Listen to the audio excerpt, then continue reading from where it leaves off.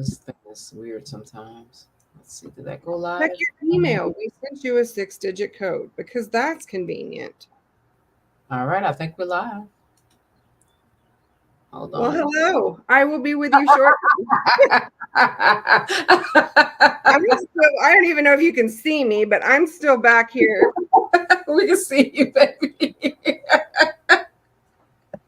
I love it. I love it. Hello, hello, hello, everyone. Welcome to the Chronic Courage. Now, look, Amber done logged off. She'll be back in a minute. Welcome to the Chronic. Amber's like, I'm just going to log off. How about that? We'll just see you next month. I'll let you interview Laura. No big deal. I love it. I love it. Welcome to Chronic Courage. This is episode 6 where we are talking to Laura. But of course, you know, we have to do those house rules. Let's just do a real quick disclaimer so you guys can get into talking with Laura, myself, and Amber. So let me add that to the stage. Okay, guys, listen, Chronic Courage is a platform dedicated to providing support, information, and empowerment for lupus warriors. While we strive to deliver accurate and helpful content, it's important to remember that the information shared on this podcast is not a substitute for professional medical advice. Always consult with your healthcare provider for personalized guidance tailored to your individual needs and circumstances. Our discussions are intended to inspire and uplift, but should not replace the expertise of trained medical professionals. Stay courageous, stay informed, and always prioritize your health and well-being. That is from Amber and I. I'm still here. And we are so happy that you all are here. Look, I see Nikita on, Amber, and Nikita is in South Africa, and it's 1 a.m. So I'm glad. Oh my gosh, thank you so much for being here. I'm glad that she is awake with us. Thank you, Nikita. I appreciate you being here. I swear, Amber, one of these months, I will figure this out, and it won't kick me out every month. Right. That's all right. That's all right. We love it that you're back, and that was quick. You were quick with it, though. So, Amber, do you want to introduce our guest? Is she back with us? She is back with us. I'm still trying to get loaded. This is Laura Wyman. Laura and I met, gosh, I'm not even going to tell how long ago because it's going to date us. Here on Facebook, and have just become super close friends over the years. I love the way Facebook can do that for us. Right. She has had lupus for the greater part of 20 plus years. And then is also a mama to a daughter who is a college age lupus patient. Oh, wow. Okay. And then, you know, she's lived with about every complication between here and Timbuktu, I think. Oh, yeah.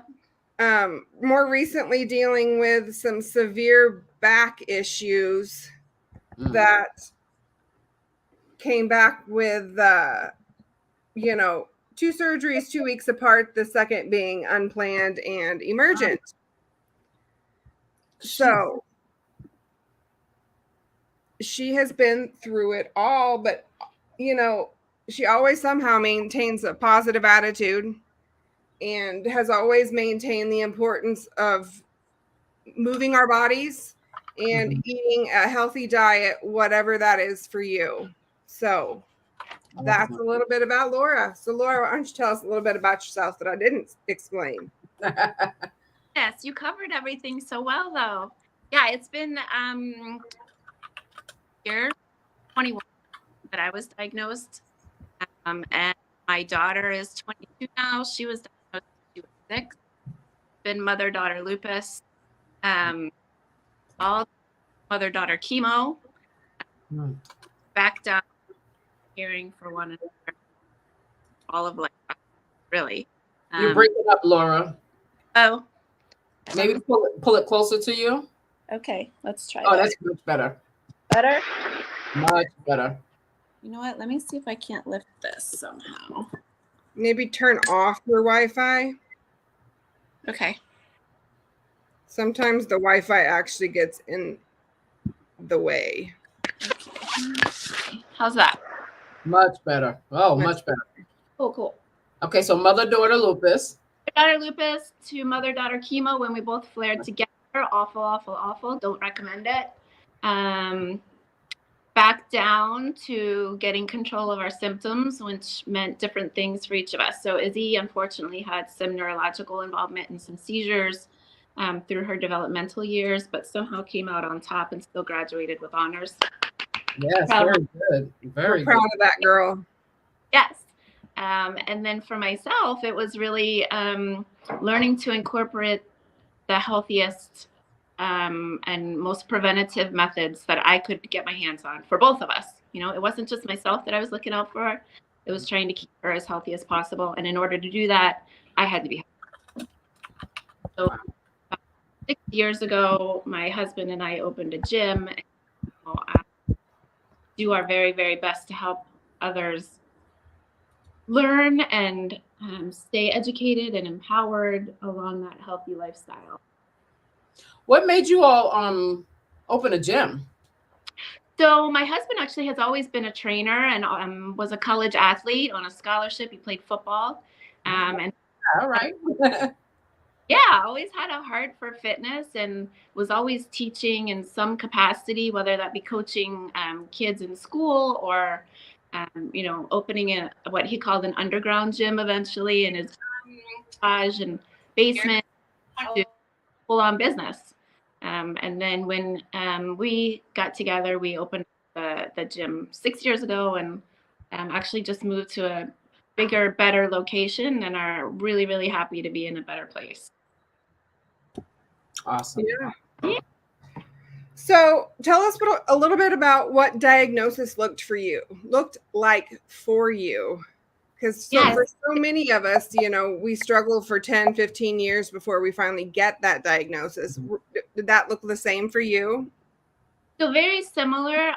Looking back in hindsight, I think a lot of us can put together the beginning stages that we never knew what was starting really in our bodies.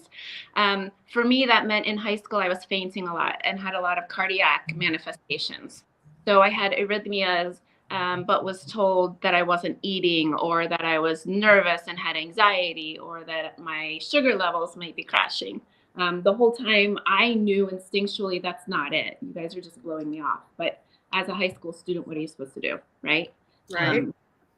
Up through college, I was a nursing major and fainted, I don't want to say thankfully, but almost thankfully in a hospital setting where people could observe and monitor and get those tests done quickly. And it was also that validation of having the symptoms being witnessed. So it wasn't like, I didn't feel crazy anymore. I didn't feel like somebody put me on saying that, so that's not what was going on. So the cardiac arrhythmias were established, and long story short, many years later, a pacemaker went in after some ablation procedures damaged part of the heart. When that pacemaker went in, there are two wires. So one wire goes to the top part of your heart, another wire goes to the bottom part of your heart. Unfortunately, the bottom wire went through my heart. Which led to a whole year of something called pericarditis, meaning the lining of your heart is inflamed. And that's a common manifestation for many of us with lupus. You get pericarditis or recurrent pleuritis or pleural effusions or things like that. That single horrific year-long experience led to the diagnosis of lupus. Long story short, I had arthritis symptoms pop up in that year.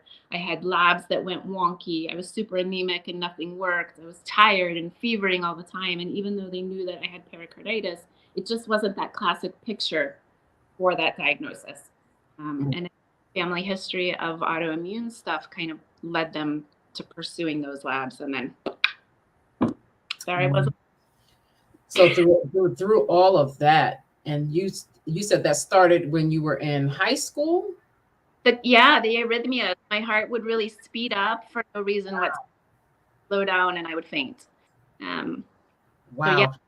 Now, in comparison to your daughter, like, did she start around the same time as you did, or was a little later?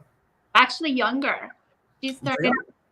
She was diagnosed at 6, which is Wow. uncommon and sucks real bad. Yeah.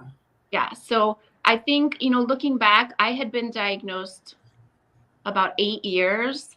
And so she started with some toe manifestations. She got little soft digits, and she had horrific Raynaud's in her hands and feet, but we only noticed her feet. She would cry on end that her toes hurt, and taking her sock. As a parent, you think, oh, yeah, whatever, your feet are sore, take off your shoes, take it back, take some Tylenol, all these things. But there was a specific it was Halloween. We were trick-or-treating, and we happened to take our socks off when she was crying, and her poor little toes were swollen the size of hot red balloons. And they separated. She couldn't move them. Pain, excruciating, and there's nothing we did.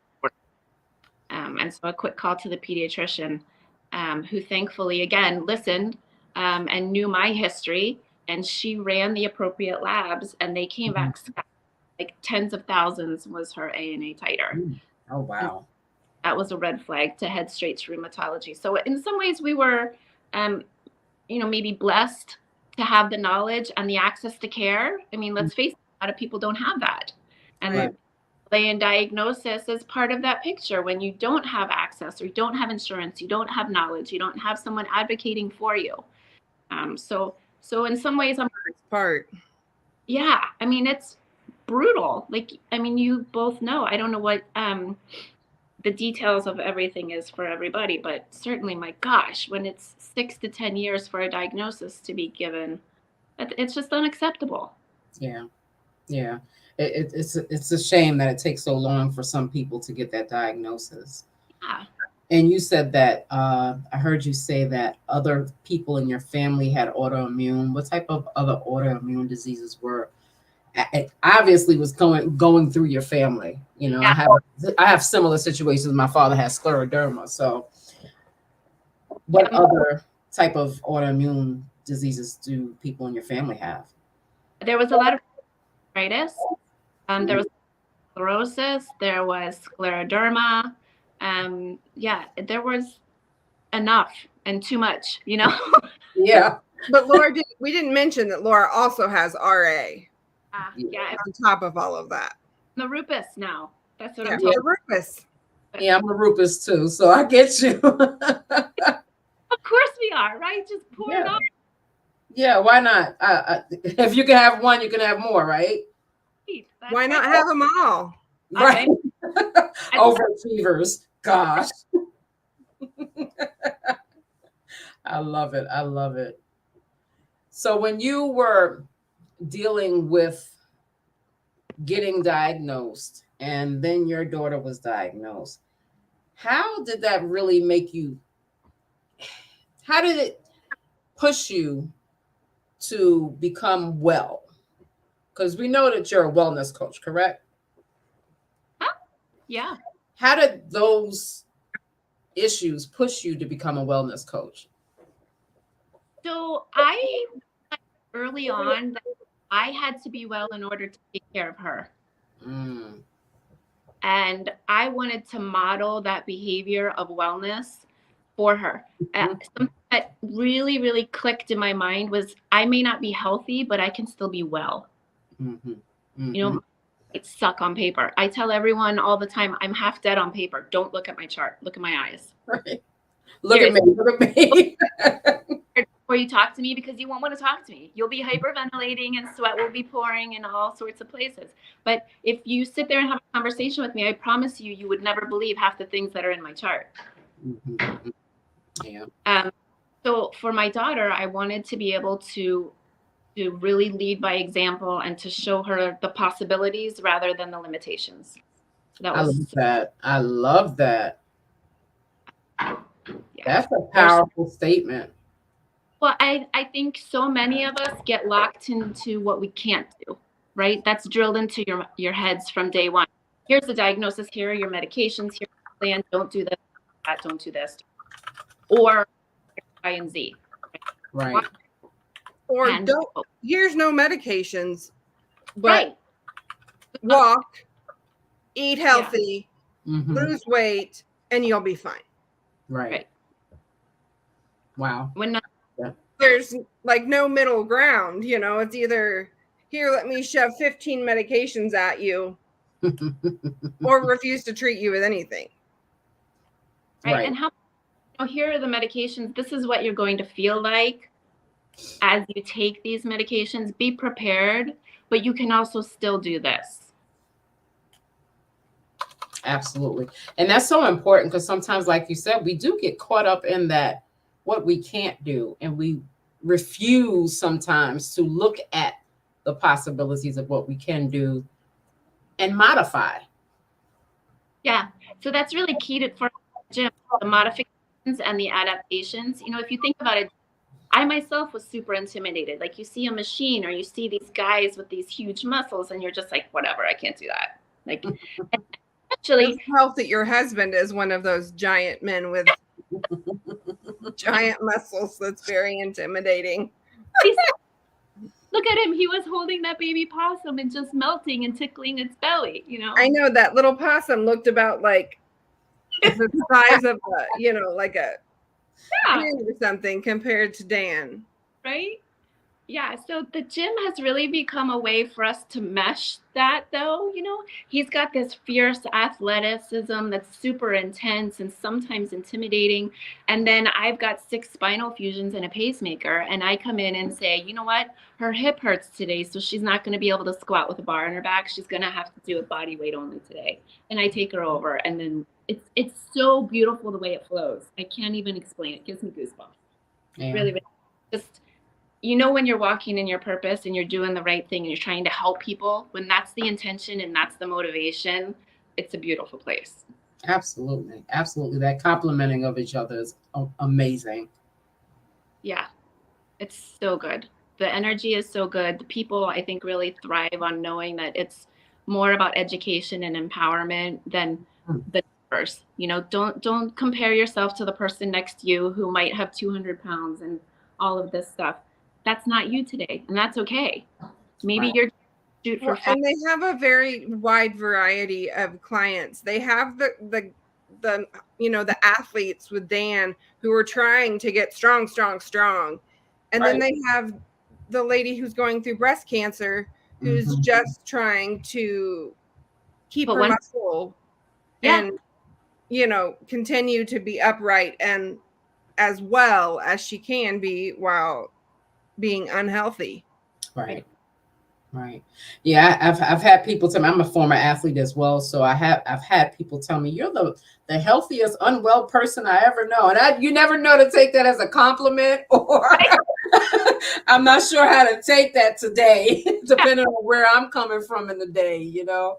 So I think that's an important point. That's an important point that, you know, you can be healthy beyond lupus. Right. Absolutely. It takes work. That's the thing. You know, it takes a huge amount of energy. It takes work. But I think when you get to that place mentally where nothing else is acceptable, it's a whole different world. And Laura has helped me a ton in the last 6 months when I have started on my semaglutide, you know, journey. It wasn't the journey that she would have chosen ideally, because that's not, you know, her way of doing things, but she was more than more than happy to help me in whatever way she could to help progress my journey. And just this week, I texted her and I said, hey, I have these bands at home. Can you give me like a workout set, just a short one that I can do right here in my living room? And within 10 minutes, she had given me not just the actual list of exercises, but pictures and videos and everything of exactly what the exercises were supposed to look like and how I was supposed to do them. So there was no confusion. I knew exactly what I needed to be doing. I love that. And Laura, I like the personal approach that you're taking. You know what I'm saying? Like you said, if someone comes in and they're not feeling well, you take them to the side and do that. So how do you do that for yourself? Are you able to do the same thing for yourself as you do for others? Be honest. Yeah. Hard. It's really hard. This last surgery was brutal. And it's by far my slowest recovery and my slowest progression. So I'm just now, I can definitively say for Friday, honestly, I felt functional, meaning I felt like myself again. I felt strong enough. I've got my cane right here because my left leg doesn't work. So this last surgery was moved up urgently February 16th because my spine was crumbling and collapsing again. So essentially above and below the fusion sites, it needed to be extended by 2 vertebrae. So rather than that had just been done 2.5 weeks prior. Yeah. So in addition to that, my sacrum had shattered, fractured, split into huge chunks is what I was. Grief. So Amber can attest to this. Me being my stubborn self, I was in excruciating pain, but tried to push through the weekend because I didn't want to bother anybody. I didn't want to call my surgeon who has. I kept saying, Laura, have you called Dr. No, I will tomorrow. Yeah. Laura, have you called the doctor? It's a little better today. I think I can wait another day. But that's just her. She'd rather fight through it than to have to bother anybody, because she's also been, we didn't touch on this, she's been a pediatric nurse practitioner for 20 years? And so 7. Oh, I'm 7 sorry. A nurse for 20. Yeah. But so she knows both sides. She knows the patient side of it, but she also knows the pages and the calls and the things she experienced when she was on call. But she's one stubborn Taurus. If there was ever a Taurus that is stubborn, yeah, for sure. You met her tonight. You know what? I can't say much because I'm just about as bad. I think it's a trait of us lupus warriors. What's that? I said, I think that stubbornness is a trait of us all. Yeah, it has to be, right? I always say I'm too stubborn to die. This is what I'm not gonna happen. But so this surgery was extensive the first time and complicated and horrific the second time, which was March 5th. So I am now, what is it? It's 2 months later, right? And I'm just, so in between it all, my husband had a stroke, April 13th. Healthy as a horse. Stroke. That was the day I ran from a car to the ambulance. I bet. And she had not been walking. I was not even, I was on bed rest. I was supposed to be on bed rest until yesterday. She was taking small steps and pivoting, but she had not actually walked. I ran to the ambulance. I got up and was moving around a little bit sooner than probably would have been optimal. But long story short, here I am, right? Yeah, absolutely. Wow. Yeah, here you are. And you're strong and still smiling. Yeah. Right. Right. I'm sorry to hear about your husband. Touching on what you stated, though, is that you stated he was healthy. Yeah. And I think sometimes we forget that we can do everything right all the time and still have some issues that are unresolved in our bodies. That's right. Or something that just comes up, like we were under stress. I mean, look at him. He was taking care of me for 2 unexpected emergency surgeries. I went from helping him in the gym to being on bed rest and barely being able to do anything by myself. And we had to move our gym very unexpectedly in less than 3 weeks, which also entailed an extensive remodel of the new site. So it was just stress upon stress upon stress upon stress. And healthy as a horse or not, your body doesn't like stress. Yeah. Ever. Say it again, because that's the doggone truth. That stress will kill Anybody. Yeah. You can be doing everything right, but stress, Yeah. it'll do it. How do you coach your clients to have them take that stress and put it into working out and getting those endorphins going in their body? How do you explain that to them? Yeah, so exercise is really the master reset, right? So find a way that you enjoy moving, whatever that is. I don't care what it is. God's honest truth. If it's not in my gym, that's okay, as long as you're moving, right? You can walk outside, you can do stairs, you can swim, you can dance in the kitchen while you make dinner, shake your booty. I don't care. Just do it. Just move, And right? all day long. It doesn't have to be an hour-long sweat session where you're dying. That's not enjoyable, right? That's something that's You've sustainable. also had to kind of come to, I'm not trying to throw you under the bus, but you've had to come to the realization that sometimes just walking or light weights or stretching, Absolutely. sometimes that's as much as you're going to get. And that's exactly so humbling for me, because I get so frustrated going back and I can see people that I'm coaching and they're, pressing up the 30-pound dumbbells. And I was like, I was doing that. Like, I was there, and I never thought that I would be there. It was kind of drilled into me that I was weak as a teenager and a young woman and a bad marriage and all these things. But I had gotten to the point where I was physically stronger than I had ever been. And You were a beast. now I really be stronger than I've ever been. Physically, it's not there, and it's going to take a long time. It's really that regression to be able to progress forward. Absolutely. And how do you keep your mental right with that?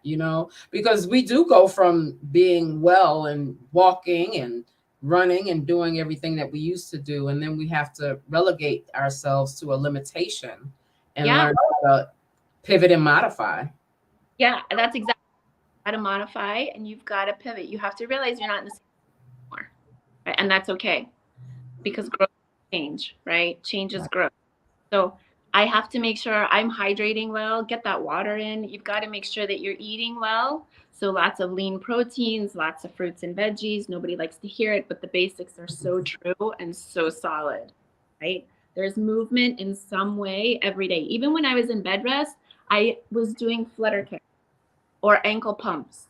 And right leg was the only leg that I could move, but it was going up and down. And it was going as many times as it could. And the first day, I took a video in the hospital and I still cry, but I still look at it. I could only lift my leg 4 times. And that 4th one, I cried. It hurt so bad. And I thought, oh my God, this is where I am. 4, that's it. But then I tried to lift my left leg and it wouldn't move. And then I was so grateful for those 4. So that's what I tell everybody. Be grateful for wherever you are. I don't care if you start with 1 push-up crying on the ground on your knees. Start there, because tomorrow you're going to be able to do 2. And from 2, you get 10, 20 to 100. That's the way. Absolutely. Step by step, inch by inch. And I have to say, I pray all day, every day, all day long. If that really is grounding for when all shit hits the fan. Oops, sorry. They're fine. We cuss all the time on here. Man, who are you going to go to? There's some higher being, higher energy source. Whatever. For me, it's God. I have to rely on that, knowing that there's something that's pulling me out of the rabbit hole. Yeah. Because it's never all of us. It's never us just pulling ourselves out of that hole. Right. We have to have something bigger than ourselves to either hope for or believe in. There's always hope. Where does that hope come from? You've got to find that yourself. Yeah, absolutely. Absolutely. I'm sorry. Go ahead. I know you had other questions. I'm sorry. Y'all know I go off on tangents. I'm listening to what you're saying. I was going to let you ask what you wanted because, like I said, I know her so well that, I don't have a lot to ask. I was going to say, though, since you haven't been able to work as well in the clinic, you have taken your certification test recently. Yeah. And you want to talk about that? Which one? Any of them. Oh, So I had to renew a whole bunch of stuff for work. That's all Well, boring. those not the ones for the gym. Yes. So the gym, a certified wellness coach entitles me to a whole bunch of good stuff, right? It gives me access to a lot of different resources and a lot of different people. And the certified women's health specialist is the next one on the agenda. That's through an organization called Girls Gone Strong. If you guys aren't familiar with it, by all means, look it up. Molly Galbraith is amazing. She's super empowering, super positive, not at all the like influencer type that I think a lot of us, and myself included, start to kind of gravitate towards, because you see the end product and you're like, oh, wow, I want that. But it has nothing to do with reality. And that's not what we should be striving for. Like, it's literally a model with a spray tan and a bunch of hair and makeup people around and chicken cutlets shoved in her top and her bottom, and take a picture. Boom. She does nothing to get that body. So I think it's super important to be realistic and to set those attainable goals and to make sure that they're done in small incremental steps so that you're achieving them. You know, that's the part that really sets that positive loop and positive feedback in your brain so that you keep going forward. She has started doing something for us, which has been really great. I know we haven't had a ton of feedback on it, but I know that people are really enjoying it. In our support group, she does a Wellness Wednesday post every week that is just on, you know, whatever she feels the need to talk about that week. And people are really enjoying it, because I think people hear wellness. Good Lord, why can I not say wellness? Wellness or gym or working out, and they get really terrified. Yeah. Because I have lupus. There's no way my body's going to do all those things. But it doesn't have to be that way, you know. And also, she's shown me this too, you don't have to eat like a deer or a bird. You know, I was thinking, you know, anyway, same aspect. I love when lupus takes my words and gives me the wrong ones. But you can actually eat and enjoy it, and then just make sure you're moving. Yeah.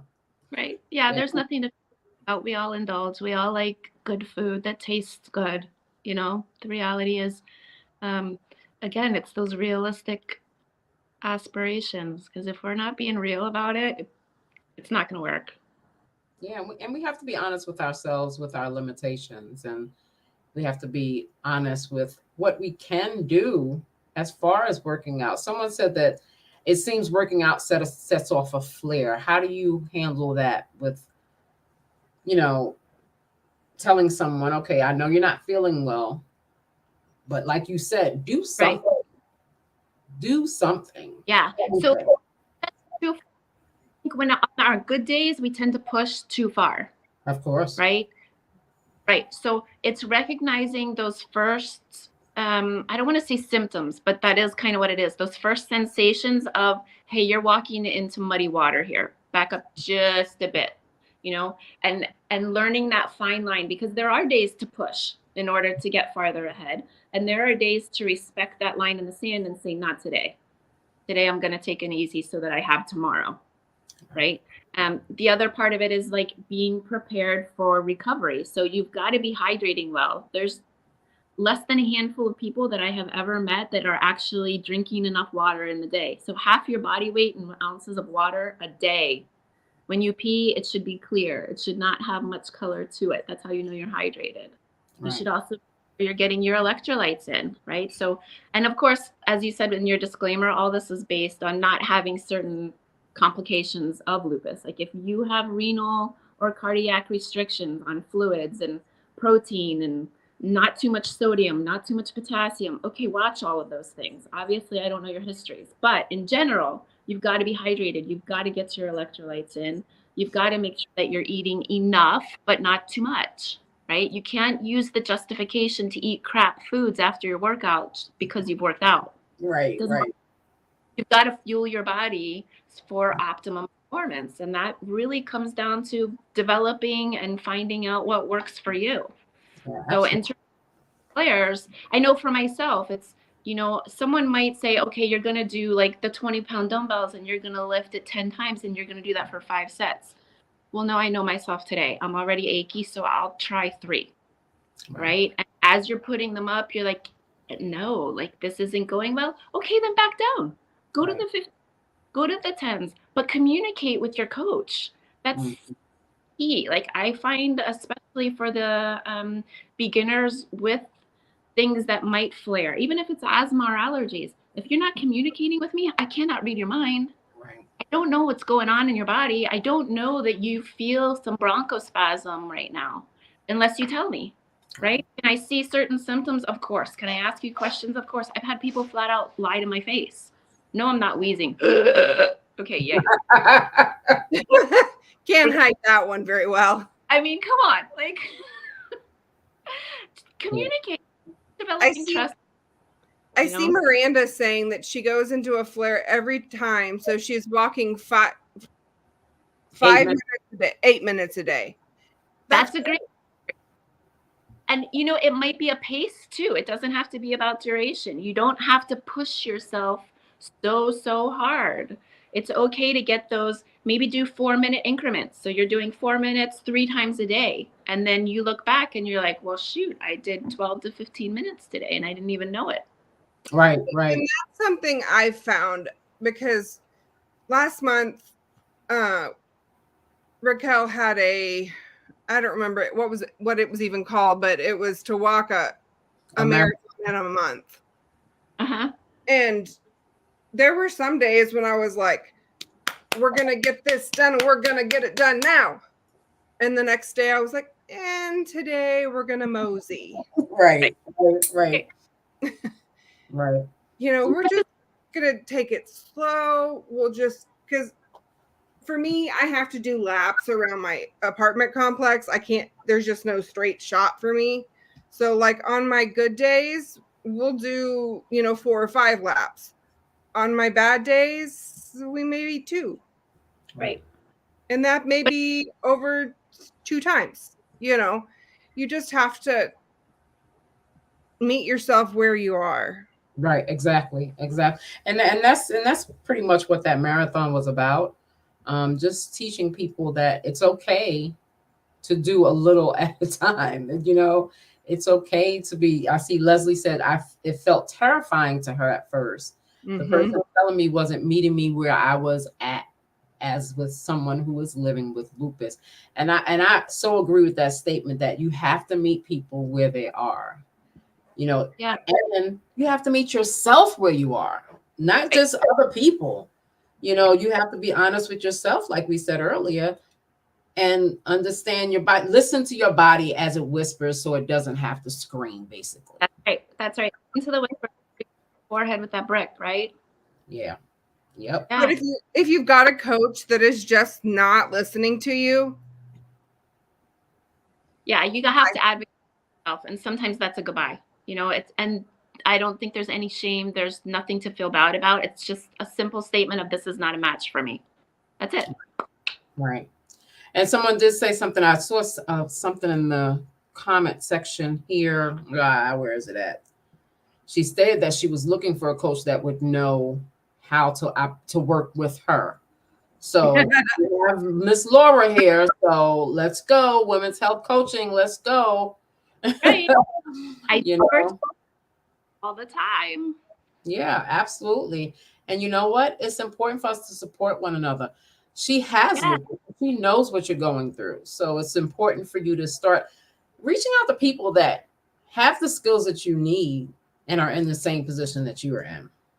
Can we leave the name of they have to of the gym or how to contact you in the notes, Laura?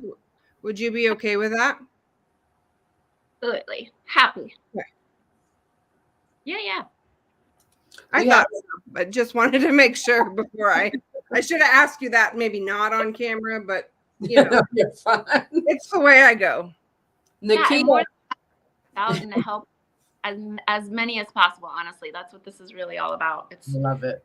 I love it. I remember there being that sort of access there for me. And this is actually all about shining that light so that people behind us can see the way out. You know, if we do. And we'll put your information in the comment section. Amber, if you can do that for us. Nikita, who's from South Africa, she's up, it's almost 2:00 in the morning there. She says, I lived vegan for the past 5 years and work out before my diagnosis. But even with the healthy diet and supplements and vitamins, but I still struggle to stay awake. I constantly find myself in a state where I just want to sleep and I cannot control it for the past few months. And it's frustrating. I understand that. Yeah. Chronic. I mean, that could be a lot of different things though. I would want some labs to check, right? I would want your provider to look at your thyroid and to make sure that those supplements are jiving with everything else. You got to make sure you're hydrated. And even though you're vegan, you can still get protein in. So, you know, the beans and I don't know what tofu, I don't know what sources you're using, but nuts, seeds, oils, all those things to make sure that the protein is adequate. Also, you got to make sure a little bit of sugar is okay, right? Your brain has to have sugar at least every 2 hours or it can't function. That doesn't mean a Snickers bar. That means fresh fruit. Okay. Yeah, everything in moderation. Everything in moderation. Yeah, if you're crashing, okay, a Snickers. But otherwise, I think sometimes we get into diets where I hate the word diet, first of all. Like, right? If your nutrition is balanced, you're solid, your body's fueled for performance or for optimal functioning at the very, and you're not going to be tired. That would be the goal. But I would check in with your provider if that's a constant and a chronic issue where it's difficult to stay awake. There's other things going on. Right. And honestly, lupus can do that to you sometimes, you know. Yeah, sometimes we just have to. Yeah, sometimes we just have to yield to the fatigue and rest. Yes. We just need rest. I mean, and there's nothing wrong with that. There's absolutely nothing wrong with today's a rest day. Maybe it's a rest week. I mean, it is what it is. Right. Self-care is important. How do you tell your clients the importance of self-care? What would you say to them? So I tell them they have to be taking care of themselves or they're not going to be able to function in whatever goal it is that they're striving for. First of all, I think it's super hard though for, you know, especially individuals with chronic illness or professionals with a career or someone who's super ambitious to take time out. It's hard to sit still. Right. You know, people, oh, just rest. Okay, well, that's not easy when your brain's going like this. You know, so you've got to find a way to tune it down, turn out the chatter, turn down the volume, whether that's prayer, whether that's meditation, yoga, music, art, some form of creativity. We all need that. Get your sunshine, get your fresh air. And again, it goes back to those like 5 minutes of movement sometimes. On the days that you don't feel like it, on the days when you're tired and you're hurting, shoot for 5 minutes, see what happens. Because I guarantee you 90% of the time, 5 minutes, you're moving. I feel a little bit better. Right. Maybe you sit down after 5 minutes, that's okay. But you might want to go another 5. Right. Right. And you know what? If you're doing that 5 minutes here, 5 minutes there, it adds up. Every little step counts. That's right. That's right. Before you know it, you're looking at your body. You get the little balloon guy, right? Hey, wait a minute. What do you mean?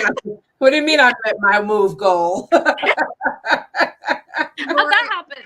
I put the link to the Wyman Strength Squad. Is that the correct place to link into? Is that in the chat? Is that where? I can delete it. Yeah, that's not going to work. Which page do you want me to delete or to? I'm going to see if this works. I'm just going to put up the website quick. Yeah, that'd be perfect. Let me see if that works. I couldn't, for some reason, get to the website. And then this is the gym line. So you can, by all means, call or text us. Business hours, please. I will put your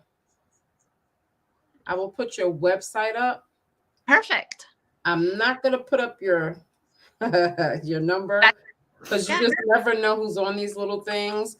But Okay. if someone wants to contact you, let's have them go to your website this way. Yep, you can email. We get some weird folks trying to come in, the trolls and stuff like that. So I don't want you to leak that out. Aren't they fun? Someone said eating right is hard when you're at school most of the day. I'm a former teacher, so I totally understand that, Tanya. Laura, how do you tell people to begin to prepare to eat better? I don't want to say eat healthier, just eating a little bit better day to day. Right. So I love the concept of meal preps, right? And that looks different for everyone. It doesn't necessarily have to be the beautiful, organized Tupperware rows where everything's in its proper form and place. Pick what it is for you. If you know that you don't like your fruits and veggies, then get the little zippy bags or the cute little containers and put some strawberries and some yogurt and some blueberries and some granola and make them and grab it and go, right? Make the little egg cups that take 5 minutes in the air fryer where you just literally, you have a cupcake holder, pour in some eggs, pour in some veggies, put some cheese on top, and you stick it in the air fryer for 5 minutes. It's done, right? We have meal prep ideas all over the place. So those are some good things. Protein bars. Gosh, I don't know. Protein balls. Yeah. I mean, there's those all are sorts really simple to make. What are they? The protein balls. Oh, okay. They're oats. like oats and honey and peanut butter. Yeah. Some people throw in chocolate chip. Y'all hear that? All right, now I like these little ideas. I love it. They're kind of like a no bake kind of thing, and then you can just keep them in your fridge and throw them in a baggie, and when you want to eat one, and take it with you. So what I'm hearing, ladies, what I'm hearing is that you have to learn to start preparing. Right. And your health is important, so it's important to start preparing. Yes. One thing I try to get across is to schedule like a boss, right? Because what do bosses do? They schedule meetings, they don't cancel. Right. Right? So schedule for your life, schedule for your body, schedule for your mind like a freaking boss. Yeah, because that's what you want of your life. Yeah. That's exactly it. That's why my Instagram is Like a Boss Wellness, because I want you to be the boss. Right? I'm here for you. You tell me what you need, what you want, what works for you. I will help you get there. But I can't do that without the communication. Absolutely. Do you have meal prep ideas up anywhere? Yeah, that's on the Stronger Everyday page on Facebook. Okay. That's the free. I can link that one. Yeah. Yep, absolutely. Is that where? Yeah, the other one is.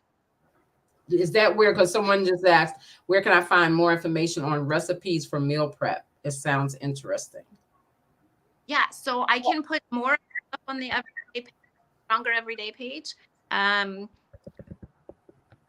will try to do an album. Maybe that would be easiest for organization. Yeah. I'll get that off. I know there are some on there. Usually it's kind of a like protein shakes, and like you said, the energy balls are a good one. Meal prepping with like hummus and a little Tupperware thing with your bag of veggies or your bag of protein dippers or whatever. So yeah, that's a great source. We do have this group that you have to request to get in. We will approve just about everybody, but if there's several of you asking, give us some time to go through those. We just want to make sure we don't have any, trolls and whatnot. Awesome. There was a question here that I wanted. Oh, here we go. Atwana just came in and she said, blessings, I just came in. I have a habit of overdoing it, especially when I'm feeling well. We talked about this a little while ago before she came on. How can I bounce back? Because I have a 15-year-old and now I'm having seizures. Doctors are overwhelming for me to get the correct answer. Please help with the crying emoji. I'm so sorry, Atwana. That's rough. You know what? Not going to take it out of you, but control them are often riddled with side effects. So bouncing back for you is going to mean those staples of hydration, nutrition, and sleep. right? You've got to rest when your body tells you to rest. And that might be longer than normal or than other people think it should be. And you have to let go of that concept. You have to redefine your normal. Okay, what's normal for you might not be normal for me. Mm-hmm. Normal, right? Well, I agree with that. Yeah, and also another concept that I really like is who wrote the book of shoulds. You should. I love it. Like, what the hell? What you should be doing is not what I should be doing. Not what Amber should be doing. Is not what anyone is doing. What you should be doing is what works for you, as long as it's not hurting yourself or anybody else, right? Absolutely. I love that. I love that. And just to add, I just want to, because you're starting to have those seizures, you definitely have to be careful in trying to push yourself quicker than you should be moving. So you don't want to get that cascade of issues coming down on you. So just, make sure you're talking, even though your doctors aren't telling you, they're going to tell you as much as they can tell you. I hate to say it that way, but the reality is they're still doctors. They still see a lot of patients. So they're not going to sit down and talk with you as to how you can bounce back. Like Laura was saying, though, that resting, that hydration, and doing what's right for you, not trying to do what everyone else is doing. There's two things with this. Just let her know. One is to find the triggers for your seizures, because those are different for many people, right? Once you identify a trigger, then you can become more aware and you can work towards avoiding them. The second thing is a B complex vitamin, which, again, I don't know your medical history. I'm not going to give you specific recommendations on treatment other than to say generally neurologists are very quick to advise a B complex for some of the reasons that you mentioned. It helps with fatigue. It helps with mood regulation. It helps with some of the neurochemicals that are being changed in all the repathways from your medications. So I would ask your provider if that's something that they deem appropriate for you.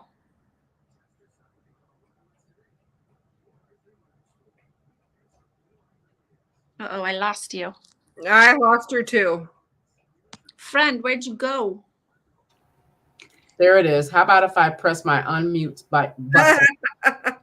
Imagine that, pressing the unmute button. I thought I did it. Oh, Lord. Tanya was talking about insured drinks. What do you think about that? Do you think that that's something that people should be trying, or what do you think?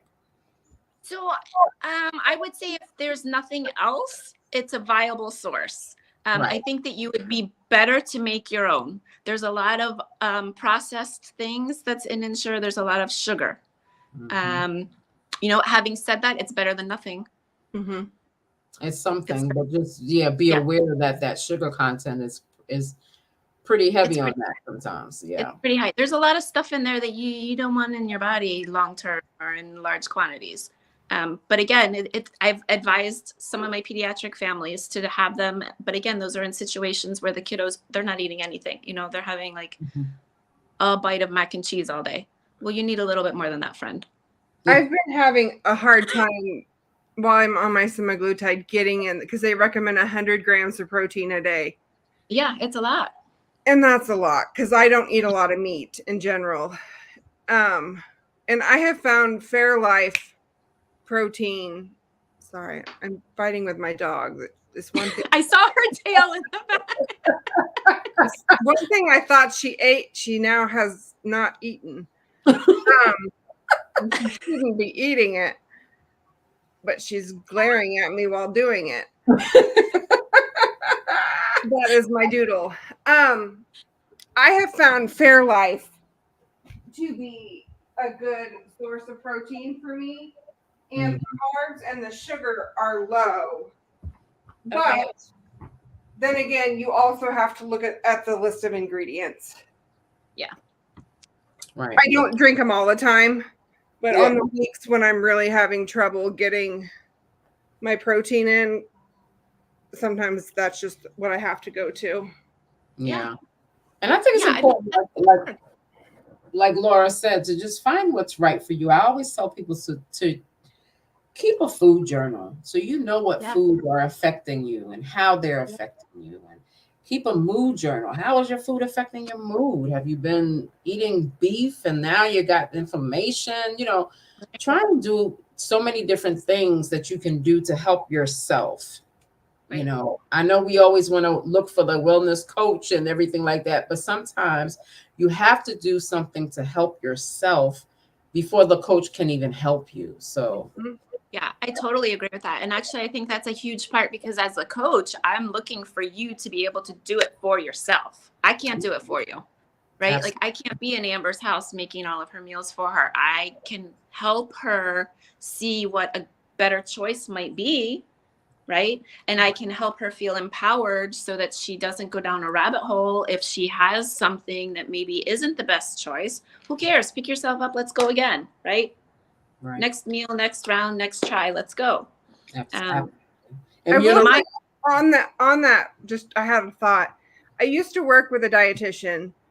He shared an office with us years ago, and he worked with our bariatric clients, and he would always tell them that it's so important to have a cheat meal at least Yeah. once a week. Yeah, you Because can't feel deprived. if you don't, you're going to end up binging. Right. Because that part.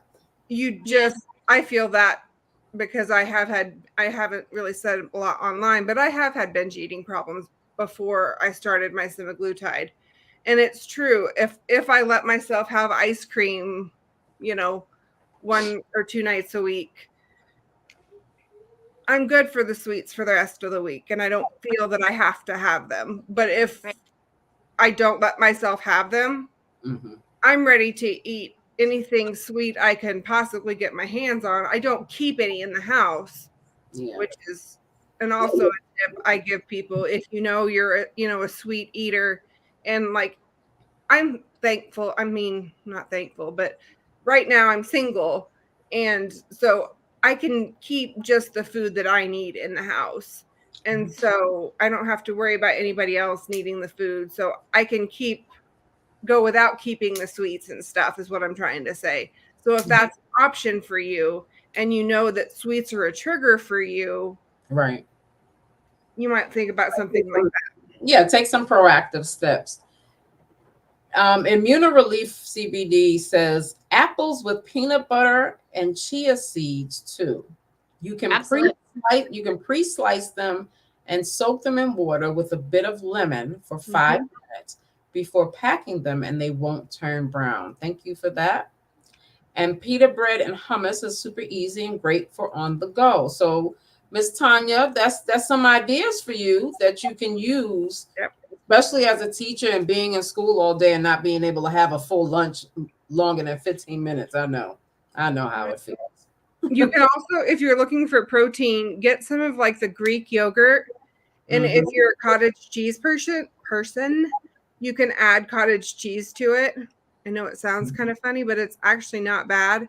And you're kind of killing 2 birds with 1 stone if you're a person that has like a time constraint on, or you have kids that aren't eating protein, but they like yogurt. Right. Other things you can do. Someone on Instagram said, I tried keeping a food journal, only lasted 2 weeks. 2 weeks was better than no weeks, baby. That's right. What did you learn in those 2 weeks that you did it? Try it again. Maybe you'll go 3 weeks. I'm a big proponent of, hey, if it didn't work, try again until it does. That's right. Until you find something that has taught you something about yourself. And that's all good. We are coming up on an hour. Can y'all believe that quickly? That went quick. And I want to make sure that this is able to upload to Instagram as well. And we can only do an hour on Instagram. Okay. So do you have some last advice for our listeners as to how to stay well and healthy beyond lupus? I would really stress a couple things. Advocate for yourself. Don't be afraid to speak up. Do what works for you. Don't be afraid to reach out for help. But make sure that help is from a reputable source. Right? Somebody who gets it, somebody who has knowledge, someone who has experience. You will thrive every time. Absolutely. Thank you so much, Laura. We so appreciate you You're coming so on. welcome. And Thank you so much for having if me. you guys have a bunch of questions after this, Laura, I know, would always be more than happy to come back Absolutely. Anytime. for another Q&A. Absolutely. Sounds great. Sounds great. Thank you, Laura. I wish you a speedy recovery. Thank And I you. wish your husband a speedy recovery as well. Thank you. Of course, he's doing so much better than me. I Girl patient runs down the hallway and I'm limping behind. So I was like, what? Literally, It's like, what's going on? I was. So he asked to go for a walk in the ICU, and like he kept going. He just went straight out the doors down the hallway, and I was like, "What the fuck?" Why, buddy? What is wrong with you? Calm down. I was like, "Honey, wait for me." She's still like back in his room, and he's on the next I'm like pushing this rolling walker, you know, like limping, and I'm like this and grunting and sweating, and he's taking off. I was like around the corner, can't even find him. Oh my god! He's right here. Right. I'll be here when you come back. Yeah, he's coming back eventually. Hopefully. I so appreciate both of you ladies. Thank you everyone for tuning in. If you have any questions, come on and shoot us to either Amber or myself, and we will get it answered for you. And maybe we'll do another Q&A like we did last time on Chronic Courage. So thank you everybody for tuning in. Thank you, Laura. Thank you, Amber. Yeah. And we appreciate you tuning in. Talk to you next time. Bye-bye. Amber and Laura, stay on for me.